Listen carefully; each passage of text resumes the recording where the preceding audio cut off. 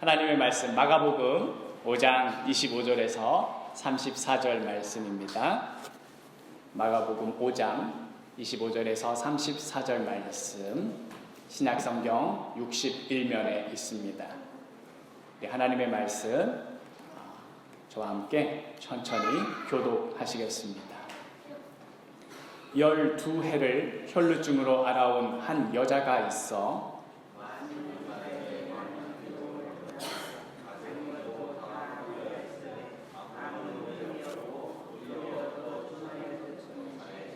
예수의 소문을 듣고 무리 가운데 끼어 뒤로 와서 그의 옷에 손을 대니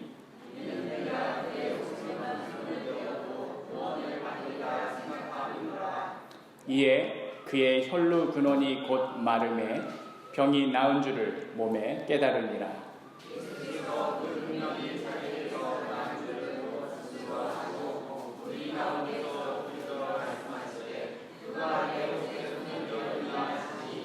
제자들이 여짜오되 무리가 애워싸 미는 것을 보시며 누가 내게 손을 대었느냐 물으시나이까 하되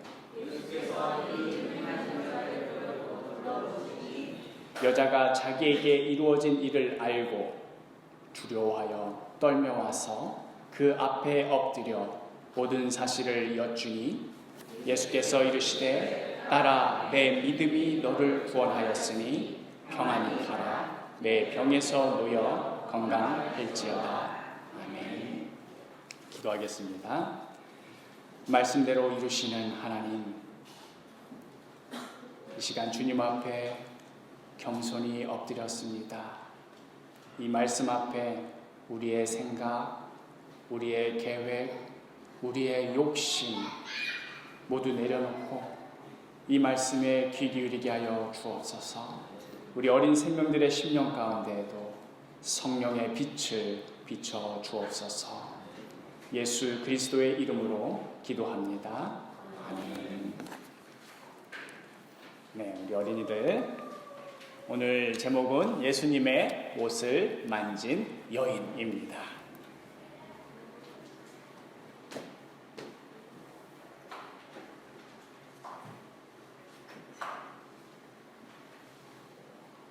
네, 예수님의 옷을 만진 여인. 우리 어제 토요 모임 할 때도 이야기를 들었지만 어떠한 여자가 있었어요, 그렇죠? 그러한 여인이 있었는데 이 여인이 이제 우리 어제 토요 모임에 늦게 온 친구들만 왔고 일찍 온 친구들 오늘 예배에 못 나왔군요.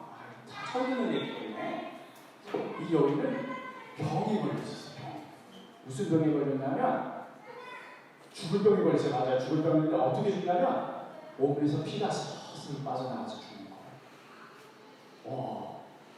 몸에서 피가 서서히 빠져나가 죽는데 이게 피가 예를 들어서 확 쏟아져 나가면 금방 죽겠죠. 서서히 빠져나가가지고 얼마나 이 병으로 고생했냐면 얼마나 고생했을 것 같아요? 5년. 피가 5년이나 빠져나가 진짜 죽겠다. 그런데 12년 동안이나 이 병에 걸린 거예요.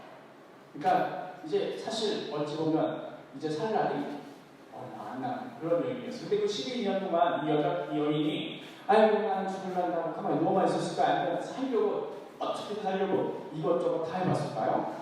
다 해봤죠. 이 의사도 만나고 저 의사도 만나고 이 의사는 이게 이렇게 하면 낫으면 했는데 안 나아지고 저렇게 하면 낫으면 했는데 안 나아지고 결국 어떻게 됐어요? 하나는 대로 다 해봤지만 병은 낫지는커녕 더 심해지고 지금 주머니는 어떻게 됐어요? 지갑은 텅 비었어요. 이제 더 이상 방법이 없는 거예요. 돈이 있다 하더라도 사실 어떤 의사한테 간들 병이 낫겠나 싶은 그때 소문을 들었어요. 어떤 소문을 들었냐면 무슨 소문이겠어요? 당연히 예수님이라는 분이 있는데 그분이 병을 참 잘 고친다더라. 그래서 이분에게 다 같이 하는데 걸리는 것이 하나 있었어요. 뭐냐면 이 여자가 어떤 여자라고요? 피가 서서 흘리는 병이 걸린 여자. 사람들이 피 서서 흘리는구나 만나서 반가워 이랬겠어요? 아니면 지금 피 흘려 그랬겠어요? 피하고 심지어 옷깃만 스쳐도 내가 써봐 하면서 옷 버리고 막 불러 태우고 막 이랬어요. 이런 여인이 예수님 앞에 나가고 싶어도 나갈 수 있어요, 없어요? 못 나가요. 왜냐하면 예수님 주변에 언제나 사람들이 많았거든요.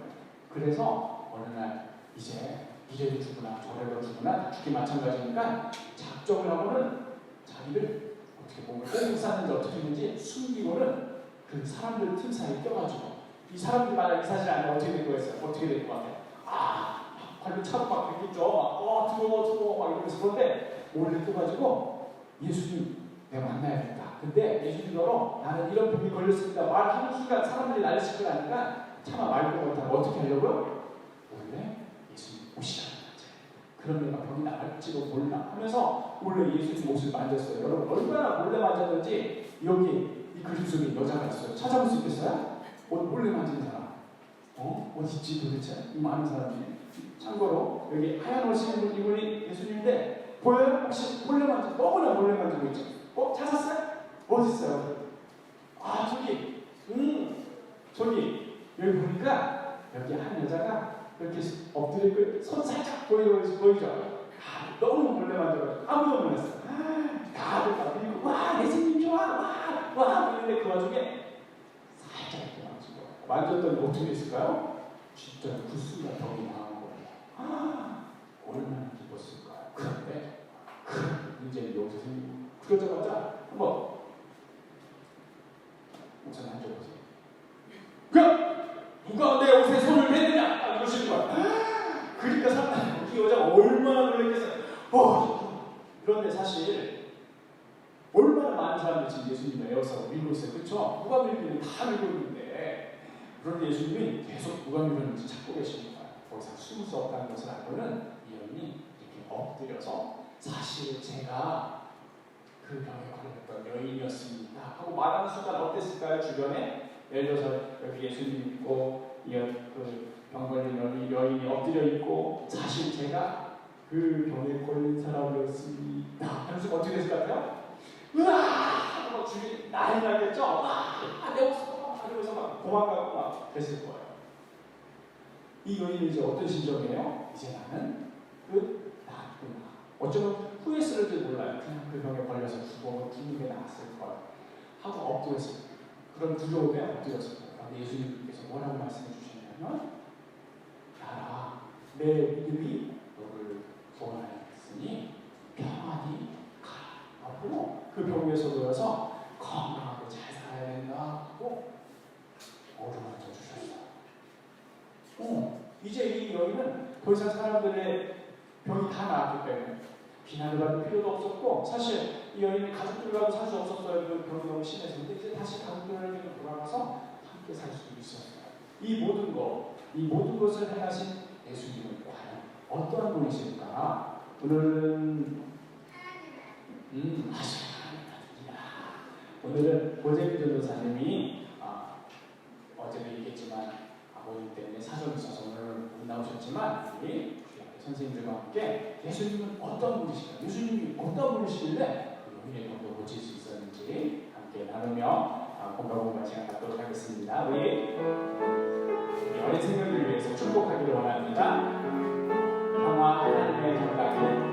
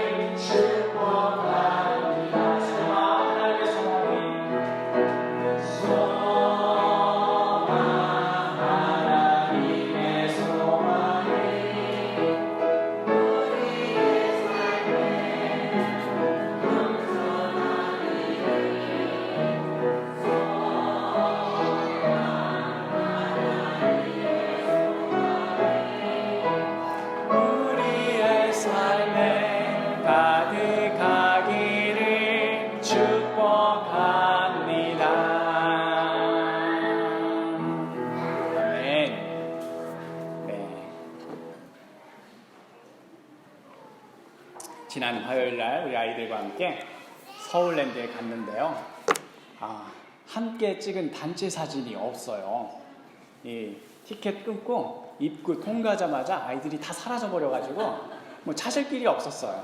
얼마나 신나가지고 막 여기저기 뛰어다니는지.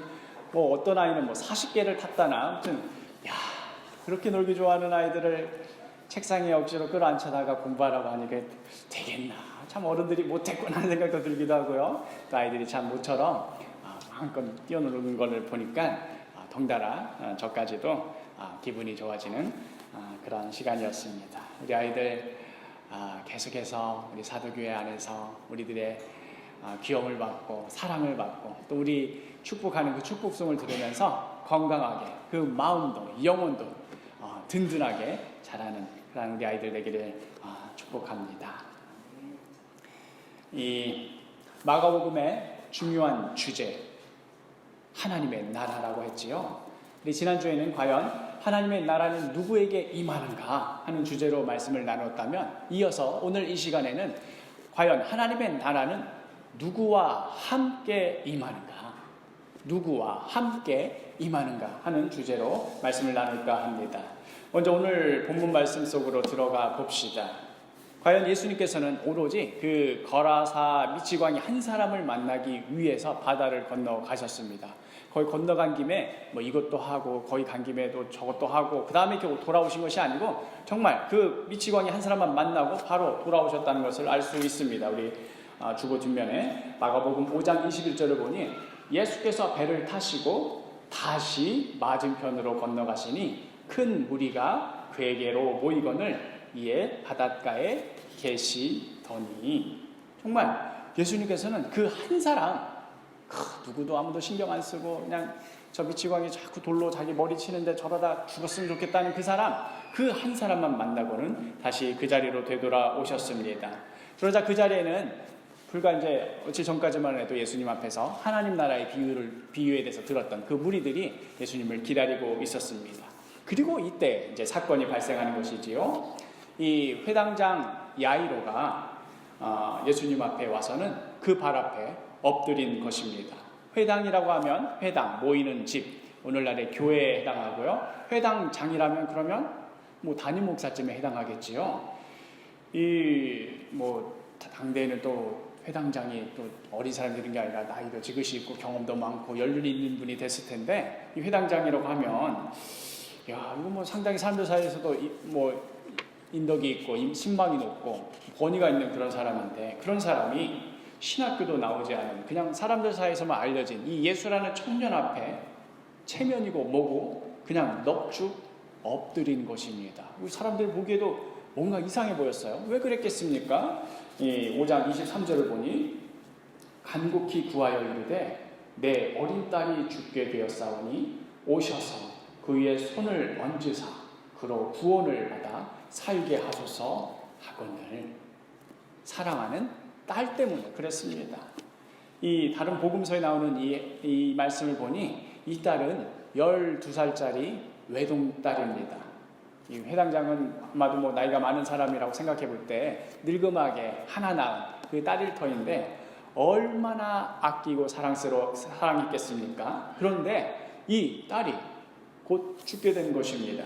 그러니 뭐 이제는 체면이고 뭐고 그냥 넙죽 예수님 앞에 엎드린 것이지요. 그리고는 와서 엎드려서 아주 구체적으로 예수님께 부탁을 합니다. 무슨 부탁이에요? 오셔서 손을 얹으사 구원을 받아 살게 하소서. 이 회당장이 가지고 있는 이 믿음에 예수님이 내 딸이 죽기 전에 손만 얹기만 하면, 그래서 기도만 해주시면 살겠구나 하는 그런 믿음이 있었던 것입니다. 그래서 이토록 이 다급한 요청을 받은 예수님과 제자들은 이제 서둘러서 그 딸이 있는 야이로의 집으로 향하고 있으려고 이렇게 돌이키고 있었겠지요.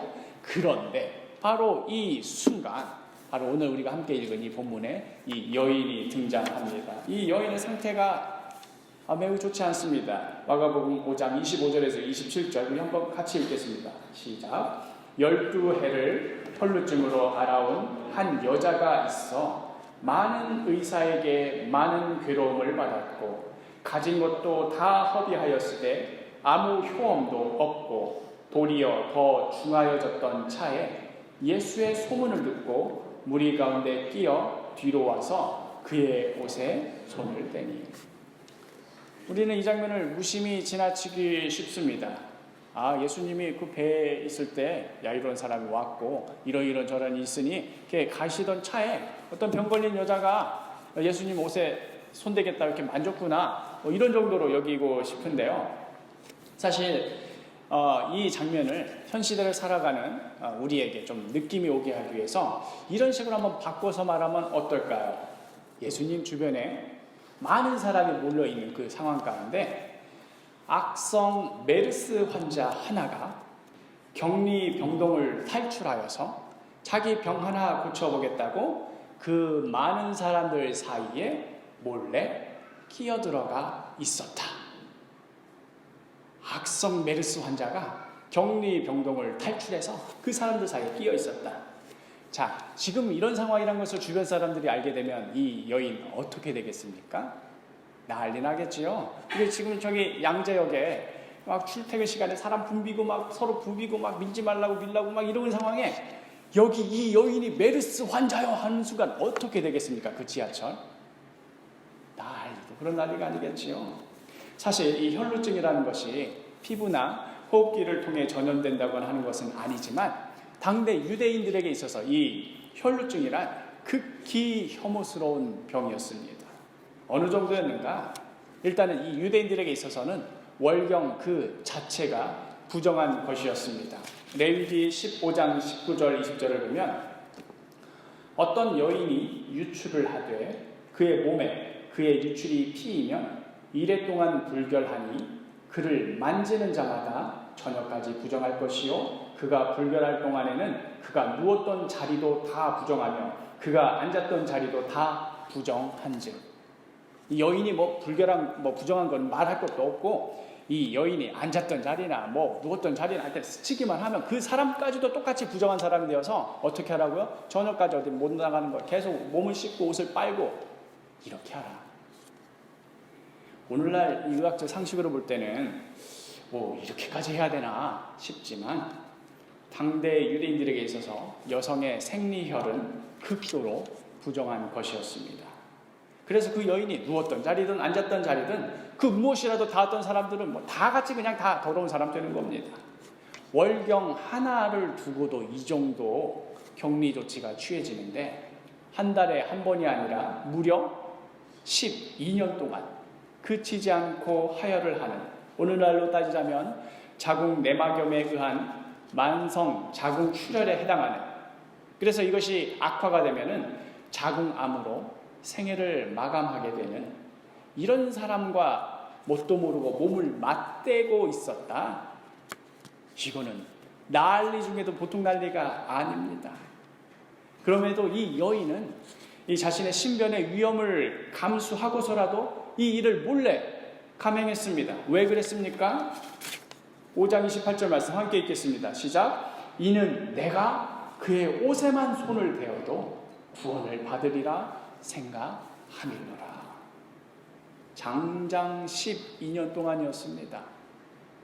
이 의사 찾아가 보고 저 의사 찾아가 보고 이 짓 저 짓 다 해봤을 겁니다. 우리식으로 따지자면은 그 시대에 개똥도 고아 먹어보고 문둥병 오줌도 마셔보고 하여튼 할 수 있는 거 다 해보지 않았겠습니까? 그런데 어땠습니까?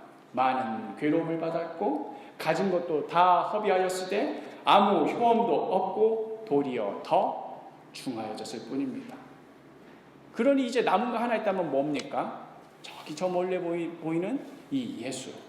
내가 이래도 죽고 저래도 죽을 운명이라면 이제 저 예수께 내 모든 것을 걸어보겠다. 내가 그 옷이라도 만지면 내가 살 것이다. 내 옷 만진 사람이 다 부정해지듯이 내가 그 옷을 만지면 내가 깨끗함 받을 것이다 하는 그 믿음으로 그 모든 위험을 감수하고 자신의 상태를 숨기고 무리들 가운데 끼어들어가 드디어 예수님의 옷에 손을 대는 순간 29절 말씀 함께 읽겠습니다. 이에 그의 혈루 근원이 곧 마름에 병이 나은 줄을 몸에 깨달으니라. 정말로 그 믿음대로 즉시 그 병이 나았습니다. 자신이 그토록 바라고 그 병을 고치기 위해서 그간 숱한 고생한 것 이 한순간에 해결받았으니 이거 얼마나 기쁜 일입니까? 이 여인에게 있어서 천국의 순간이 있다면 언제겠습니까? 바로 지금 이 순간입니다. 뭘 더 바랍니까? 그리하여서 우리가 방금 읽었던 이 29절 말씀 이어서 다음과 같이 이어졌더라면 좋을 뻔했습니다. 제가 막 멋대로 만든 성경입니다. 그리하여서 29절에 어떻게 끝입니까? 병이 나온 줄을 몸에 깨달으니라. 그리하여서 이 여인이 오던 길로 들키지 않고 조용히 돌아가서 건강한 몸으로 잘 먹고 잘 살았더라. 그동안 못해봤던 거 다 해보며 살았더라 하고 이야기가 끝이 났더라면 얼마나 좋았겠습니까? 솔직히 우리들이 바라는 천국도 그런 천국 아닙니까? 여기저기서 간증한다 했을 때 주요 레파토리가 뭡니까? 이렇게 해봐도 안 되고 저렇게 해봐도 안 되다가 예수 이름으로 그 믿음을 가지고 절박한 마음으로 해봤더니 그게 떡하니 이루어져가지고 지금 얼마나 잘 먹고 잘 사는지 모른다. 예수님은 정말 우리 소원 들어주시는 분이다. 예수님은 정말 능력 있으신 분이다. 뭐 죄다 이런 거 아닙니까? 그런데 정말로 진짜로 이 성경 뒤에 이어지는 말씀이 뭡니까? 29절 다음에 이어지는 30절 말씀 함께 읽겠습니다. 예수께서 그 능력이 자기에게서 나간 줄을 곧 스스로 아시고 무리 가운데서 돌이켜 말씀하시되 누가 내 옷에 손을 대었느냐 하시니. 누가 내 옷에 손을 대었느냐. 솔직히 이 질문에 다들 어안이 벙벙해졌을 겁니다. 아니 지금 이렇게 많은 사람이 지금 에어싸고 밀고 하고 있는 와중에 누가 지금 손을 대었느냐. 뭐 제자들도 지금 예수님 어쩌라는 건지 하고 지금 적잖이 당황했을 겁니다. 그리고 나서 예수님 물어보니까 할 수 없이 당신 예수님 옷 만졌어? 그러면 그 질문 받은 사람도 예 만졌어요. 뭐 어쩌라고요? 뭐가 문제입니까? 당당하게 대답했을 겁니다. 지금 누가 옷을 만지고 안 만지고 이거 물어보는 것 자체가 넌센스입니다. 그런데 지금 이 모든 상황이 벌어지고 있는 가운데 밀고 막 누가 만졌냐 예수님 또 물어보고 있고 이 모든 상황 가운데 아주 숨이 넘어가는 사람 한 사람 있었으니 누굽니까? 누구예요? 물론 이 여인도 숨 넘어가죠. 이제 들킬까 봐. 바로 회당장 야이로입니다.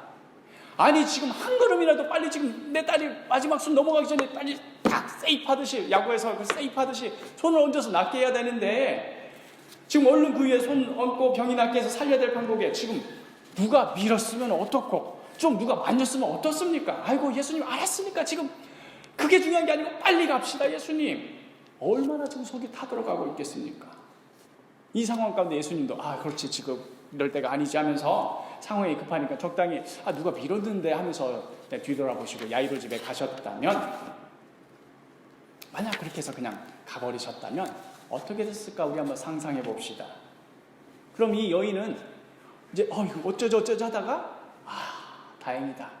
저 회당장 야이로 때문에 내 무사히 넘겼구나 하고 조용히 돌아가서 이제 내가 예전에 이런 사람이었어라고는 말할 수 없으니까 뭐 이름을 바꾸든 뭐 얼굴에 점을 찍든 아무튼 새 삶을 살았을 것입니다. 조용히 숨어서.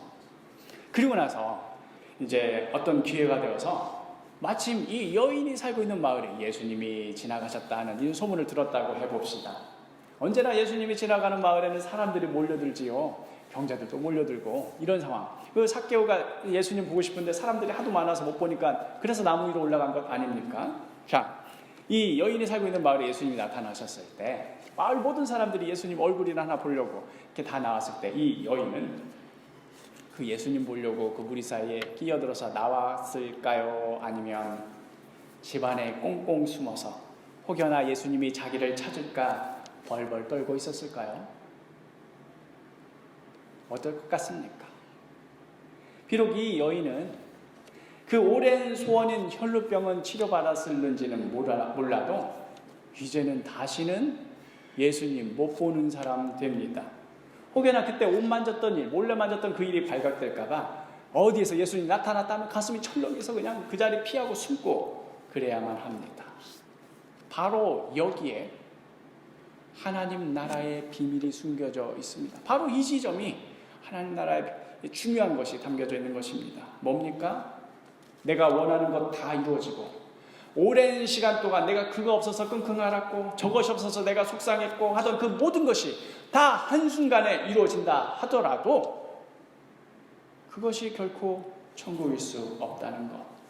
오늘 이 말씀에 나오는 여인 예수님 정말 손 대자마자 즉시 그 자리에서 나았습니다.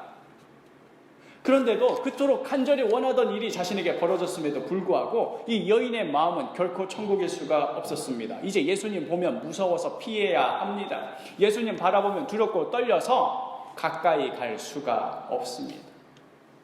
사실 죄 가운데 살던 우리 본래 모습이 그러합니다. 에베소서 2장 3절 말씀 우리 함께 읽겠습니다.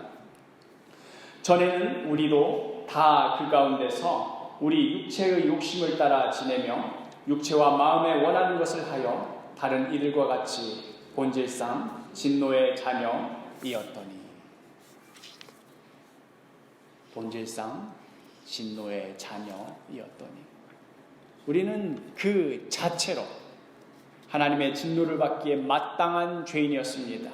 그래서 감히 하나님 앞에 설 수가 없어서 어떻게든 피하고 싶고 어떻게든 감추어야만 겨우 숨이라도 좀 돌릴 수 있는 그러한 죄인이었습니다. 그러나 우리가 감히 하나님 앞에서 어디 숨는다고 숨을 수나 있나요? 또 감히 하나님 앞에서 하나님 사실 이건 이렇고 이런 것입니다 변명한다고 그것이 감추어집니까? 그냥 그 자체로 본질상 진노의 자녀인 것입니다. 그러니 차라리 주님 앞에 엎드려서 내가 그냥 죄인입니다 하고 시인하고 항복하는 편이 더 나을 겁니다. 그리하여 이 여인 뒤를 돌아보셔서 찾으시더니 예수님 앞에서 더 이상 숨을 수도 감출 수도 없음을 깨닫고 엎드리고 맙니다. 마가복음 5장 33절 말씀 여자가 자기에게 이루어진 일을 알고 두려워하여 떨며 와서 그 앞에 엎드려 모든 사실을 여쭈니 먼저는 그 수많은 사람들 앞에서 자신이 부정한 여인이었다는 것, 그것도 12년 동안이나 혈루증으로 고통받아서 감히 이 무리 가운데 낄 수도 없었던 그런 여인이었다는 것을 드러내야 할 때 그 두려움 물론 엄청났을 것입니다. 그동안 그런 줄도 모르고 이 여인이 그런 여인인지도 모르고 막 옷깃도 밀고 서로 밀고 당기고 했던 것을 뒤늦게 알았던 사람들은 이제 막 이거 어떻게 하나 하고 옷을 막 털고 막 부비고 난리 났었을 것입니다. 그러나 이 여인에게는 이러한 많은 이들로부터 손가락질 받고 비난받는 그 두려움과는 비교도 할 수 없는 궁극적이고 본질적인 두려움이 있었습니다. 그 어느 것도 숨길 수 없는 거룩하신 하나님의 눈빛, 그 중심까지도 꿰뚫어 보시는 하나님의 눈빛, 그 눈빛 앞에 감히 저항하지 못하고 두려워하며 떨었습니다. 더러운 죄인이 거룩하신 하나님 앞에 그 눈빛을 견디지 못하고 탄식하며 내놓은 반응이 요한계시록에 잘 나와 있습니다. 요한계시록 6장 16절에서 17절 말씀 우리 함께 보겠습니다. 산들과 바위에게 말하되 우리 위에 떨어져 보좌에 앉으신 이의 얼굴에서와 그 어린 양의 진노에서 우리를 가리라. 그들의 진노의 큰 날이 이르렀으니 누가 능히 서리요. 보통 산이 무너지고 바위가 무너지면은 아이고 하나님 살려주십시오 하고 기도하고 찾지 않겠습니까? 그런데 지금 이 상황이 뭡니까? 반대가 된 겁니다. 하나님이 앞에 서 계시니 오히려 산더러 오히려 바위더러 야 무너져 내려서 저 거룩하신 하나님으로부터 나를 덮어버려라. 차라리 내가 바위에 맞아서 죽는 게 낫겠다. 저 거룩하신 하나님의 저 눈빛을 내가 감당할 수가 없구나. 지금 이 여인에게 있어서 자신의 병에 낫고 말고가 더 이상 문제가 아니라 자신을 찾으시는 이 거룩하신 분의 그 눈빛이 얼마나 크고 두려운지. 차라리 산들이 무너져서 나를 가려줬으면, 차라리 바위가 무너져내서 나를 덮어주었으면 하고 이 극도의 두려움 가운데 엎드릴 수밖에 없었던 것입니다. 이제 병이 낫고 자시고 다 필요 없게 된 이 순간 수많은 사람들 앞에 자신의 모든 것이 드러나버리고 다 거룩하신 하나님 앞에 모든 것이 다 발가벗겨지고 다 까발려진 다 끝장난 이 순간 내가 어쩌자고 이 병 하나 낫겠다고 나왔을까? 차라리 그냥 어디 가서 알도 못한 데 가서 넘어져서 죽어버리는 게 나았지. 내가 이 병 고치자고 뭐하러 만져서 오히려 더 큰 재앙, 더 큰 두려움 이 거룩하신 하나님 앞에 서게 되었는가? 이때 부드러운 예수님의 음성이 들립니다. 34절 말씀. 예수께서 이르시되 딸아 내 믿음이 너를 구원하였으니 평안히 가라. 내 병에서 놓여 건강할지어다. 이 여인이 겪었을 천국과 지옥을 왔다 갔다 하는 이 극과 극의 순간이 어떠했을지 좀 짐작이 되십니까? 하나님 나라는 어떤 곳입니까? 내가 원하는 거 다 이루어지고 내가 바라던 거 다 얻을 수 있는, 그래서 마음이 뜰뜻이 기뻐서 할렐루야 하면서 하나님 찬양하고 예수님 능력으로 내가 이 모든 걸 얻게 되었다. 설사 그것이 예수님의 능력으로 됐다 하더라도 우리가 감히 예수님의 얼굴을 볼 수가 없다면 그것은 결코 하나님의 나라일 수가 없습니다. 설사 내 모든 것이 발가벗겨지고 내 자존심이 모조리 무너지고 견딜 수 없는 수치심에 나 자신이 완전히 박살난다 하더라도, 그러나 그것이 예수님 앞에서 진실된 모습이라면 바로 그곳에 하나님의 나라가 임하게 됩니다. 이제 더 이상 예수님 피할 것 없습니다. 용서해 주시는 그 음성, 나라 내 믿음이 너를 구원하였으니 평안히 가라. 내 병에서 놓여 건강할지어다. 이제 그 여인을 향해 손가락질하는 사람도 없고, 이제 자기 자신을 숨기고 어디 가서 구차한 목숨 이어갈 필요도 없고, 자신을 버리고 더럽다고 격리되어서 살았던 가족들에게도 이제 당당하게 갈 수 있는 이 평안함, 이제는 감사할 수 있고, 이제는 그 은혜의 말씀이 좋고 좋아서 또 예수님이 어디 나타나셨다는 소문이 들리면 언제라도 또 달려갈 수 있는, 언제라도 그 품에 안길 수 있는 바로 그곳이 하나님의 나라입니다. 이후의 이야기를 이제 짧게 정리하겠습니다. 이 여인이 이렇게 구원을 받는 동안 사실 누군가는 억장이 무너집니다. 야이로의 집에서 사람이 왔습니다. 이제 그만해도 된다고, 딸이 죽었다고, 예수님 모실 필요 없다고 그리 연락이 왔습니다. 사실 회당장 야이로에게는 확실한 계획이 있었습니다. 자신이 딸이 죽기 전에 어떻게 해서든 그 예수님의 손이 닿기만 하기만 한다면 내 딸이 살 것이다.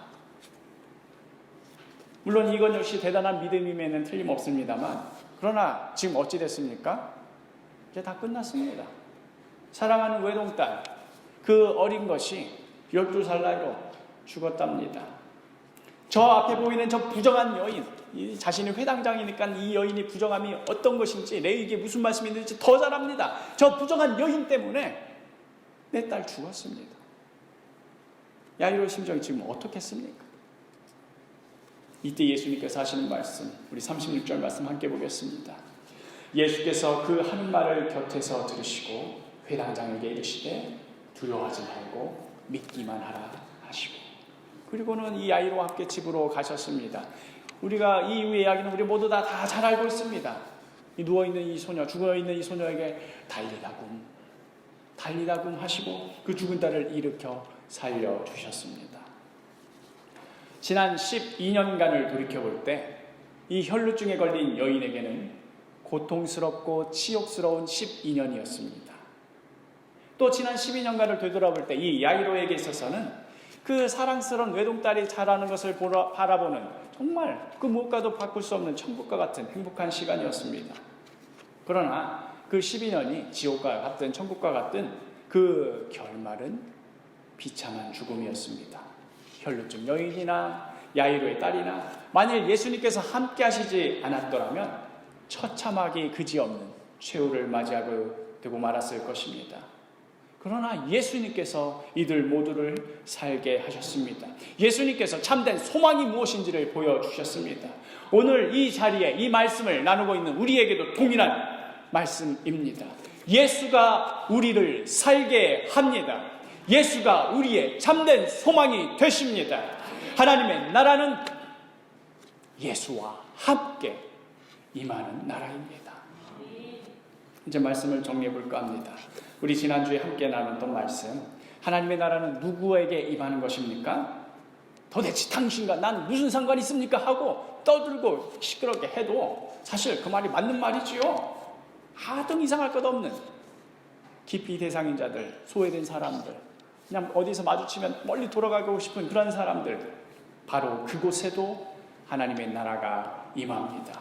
그곳에 예수님의 손과 발이 향하여 있습니다.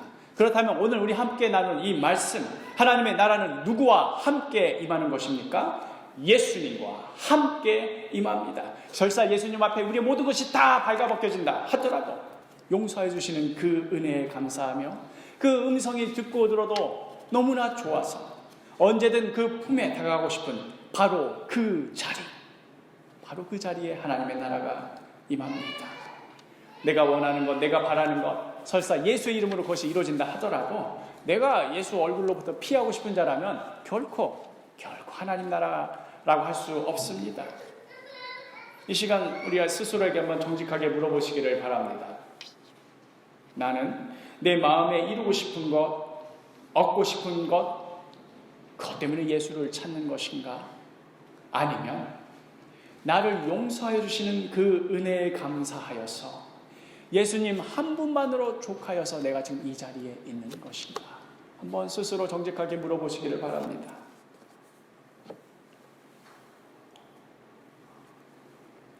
제가 새벽마다 기도할 때 불이 다 꺼지고 이 십자가에만 불이 켜지죠.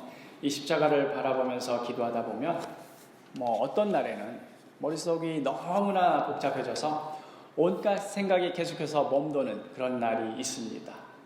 주로 이제 교회 일 때문에 그렇지요. 지금 이건 이렇게 계획했는데 이대로 안 되고 있는데 어떻게 하면 좋을까? 이 문제가 생겼다는데 어떻게 하면 좋을까? 누구네 집에 무슨 일이 생겼다는데 그건 또 어떻게 하면 좋을까? 온갖 생각들이 꼬리를 물고 정말 멈출 줄 모릅니다. 그러다가 드는 생각, 연우야, 그래 너 참 생각도 많고 고민도 많은데 그래 그거 너 네 생각대로 그거 다 이루어졌다가 한번 쳐보자. 응? 아주 너 마음에 쏙 들도록 네가 아주 흡족하도록 다 이루어져가지고 사도교회 성도들 걱정 하나도 없고 막 사람들이 가득가득하고 요즘 같은 시대에 막 본보기가 되는 그런 교회가 되고 사람들이 너가 무슨 말 하는지 귀를 쫑긋 세우고 하여간 네가 목사로서 누릴 수 있는 거 다 누렸다고 한번 쳐보자. 그런데 말이야, 그런데도 너와 예수님이 아무런 상관이 없다면, 그거 다 이루어졌는데도 너와 예수님이 아무런 상관이 없다면, 오늘 말씀처럼 이 혈루증 여인이 그 만지는 그 순간 병은 고침 받았지만 그냥 거기서 그치고 만다면, 예수님이랑 더 이상 아무런 상관이 없고 오히려 피해되는 그런 자가 된다면, 너 그렇게 되면 혼자서 못 올래? 큰 교회 들배지고 혼자서 신난다며 자기 만족하면서 살래? 너 지금 그거 바라보고 이 새벽부터 땅이 꺼져라 한숨 쉬며 기도하는 거냐? 하나님 나라는 이토록 가까이 와 있는데 너는 지금 어디서 뭘 뒤적거리며 뭘 찾으며 헤매는 거냐? 오늘 하루 지금 네가 있는 바로 이 자리, 여기에서 예수님과 함께하며 예수님의 마음을 알아서 그 마음에 순종하며 살지 못하면 설사 너 그 바라던 거 다 이루고 꿈에 그리던 거 다 가진다 한들 그게 하나님의 나라이겠느냐? 그러면서 저의 부끄러운 모습들이 하나씩 이 기도하는 자리에 발가벗겨집니다. 감추고 싶고 수치스러웠던 저의 모습들이 하나씩 까발려집니다. 제가 무슨 자격이 되기에 이 자리에 서서 목사 노릇하는 것 아닙니다. 제가 무슨 본이 될 만한 사람이기에 여기 이 많은 사람들 앞에서 서가지고 이렇게 살아라 저렇게 살아라 훈수 두는 것 아닙니다. 그저 하나님의 말씀을 맡은 말씀의 봉사자로서 하나님께서 부르셨기에 이 자리에 서 있는 것입니다. 저의 어떠함 때문에 서 있는 것이 결코 아닙니다. 저는 목사이기 이전에 더러운 죄인입니다. 그 부정한 여인이 그 수많은 무리 앞에서 감출 것 없이 다 드러나고 다 보여졌을 때에 그저 예수님 앞에 엎드릴 수밖에 없었던 것처럼 저 역시도 그저 예수님 발 앞에 엎드려서 벌벌 떨 수밖에 없는 그러한 죄인입니다. 용서해 주시는 은혜가 아니면 도저히 설 수 없는 그러한 자입니다.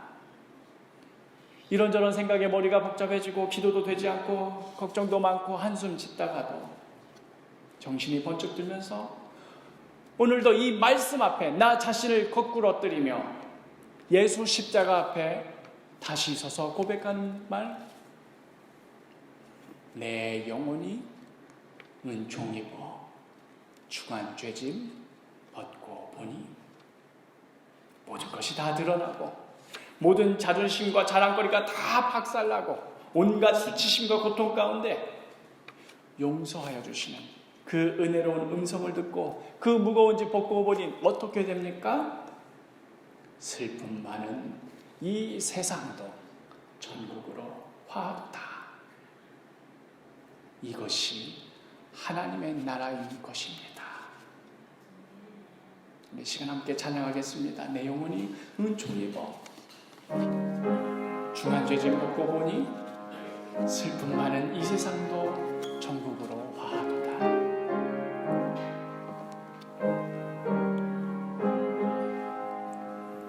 내 영혼이 은총 입어 중한 죄짐 벗고 보니 슬픔 많은 이 세상도 천국으로 화도다. 할렐루야 찬양하세. 내 모든 죄 사함받고 주 예수와 동행하니 그 어디나 하늘나라 주의 얼굴 뵙기 전에 멀리 뵈던 하늘나라 내 마음속에 이루어지니 날로 가깝도다. 할렐루야 찬양하세. 내 모든 죄 사함받고 주 예수와 동행하니 그 어디나 하늘나라 높은 산이 거친 들이 높은 산이 거친 들이 조막이나 궁궐이나 내 주 예수 모신 곳이 그 어디나 하늘나라. 할렐루야 찬양하세. 내 모든 죄 사함받고 주 예수와 동행하니 그 어디나 하늘나라. 주 예수와 동행하니 주 예수와 동행하니 그 어디나 하늘나라. 기도하겠습니다.